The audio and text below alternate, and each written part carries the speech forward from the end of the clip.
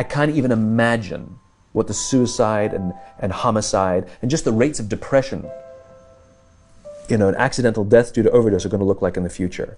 It's going to reach epidemic proportions. It's already, the statistics are already alarming, and yet nobody's sounding any alarm bells. Parents have to intervene. We have to stop giving our kids free access to social media and phones at young ages. They are not ready for it. Their minds cannot cope with the dopamine. They can only have it up to a certain hour, and you take it away. They're children. You can take the phone away.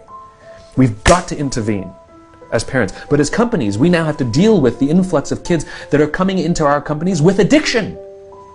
Watch, I see it all the time. Walk through any office. You'll see the older employees have their phones on the sides of their computers as they're working. You'll see the youngest employees have their phones face up in front of their keyboards between their arms as they're working. And this is how they work.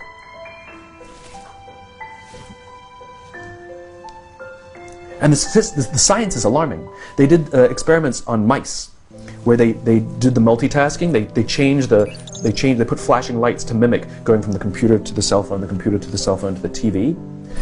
The mice that were exposed to the changing lights, it took them 3 times longer to solve a maze than the mice that weren't, and the damage was permanent. There is a subconscious reaction to these devices when we use them, okay? What if I were to hold my phone while I'm talking to you? I'm not checking it, it's not buzzing, it's not beeping, I'm nothing, I'm just holding it. Do you feel at this moment that you are the most important thing to me right now? No, you do not. Because there is a subconscious reaction we have to the device. When it is out, it makes the people around us feel that they are less important. So when we're walking down the halls in our offices and somebody says, hey boss, can I ask you a question? You go, sure, what's on your mind? We've just told them they're not that important.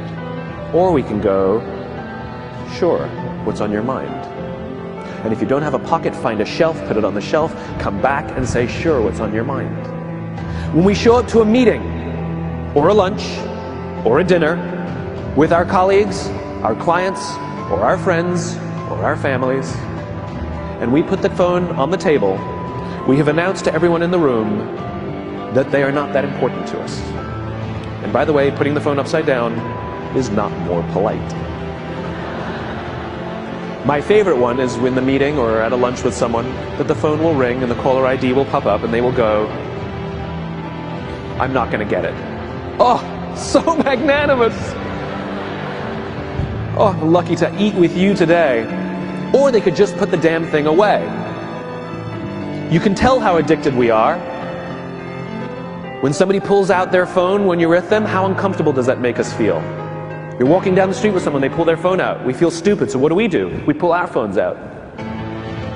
We're so addicted. Somebody goes to the bathroom when we're at dinner, and what do we have to sit there by ourselves? God forbid we should look around the room for 5 minutes. We pull our phones out. Meetings, awful. What do we do when a meeting happens, right? Everybody's sitting waiting for the meeting to start. Bob's running a few minutes late. Bob's here? Okay, start the meeting. Do you know when relationships are built? All that in between time.